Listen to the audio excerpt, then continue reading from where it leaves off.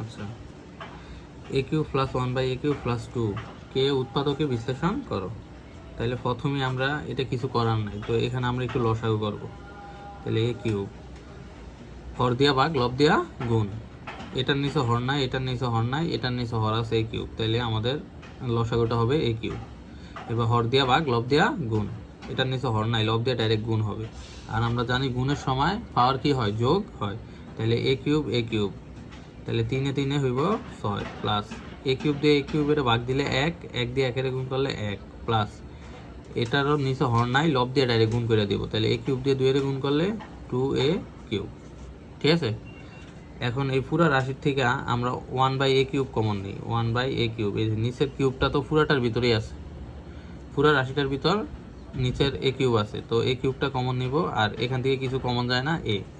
তাহলে আমরা লিখতে পারি a to the power 6 plus 1 plus 2a cube. এটা একটু আমরা আরেকটু সাজিয়ে লিখি, a cube a to the power 6 plus 2, এটা 2a কিউবটা সামনে আনি, প্লাস 1টা একটু পিছে নেই। ঠিক আছে, এবার আসো 1 বাই এ কিউব, এখানে আমরা a প্লাস বি হোল স্কোয়ারের সূত্র বসানোর চেষ্টা করব। তাহলে এ কিউব হোল স্কোয়ার, তাহলে 3 দুগুণে কত 6 plus 2a b plus b square, 1-এর উপর স্কোয়ার দিলে 1 1-ই থাকে, তাই আমরা 1-এর উপর স্কোয়ার দিতেই পারি।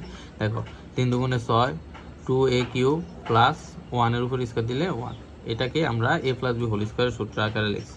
তাহলে 1 বাই এ কিউব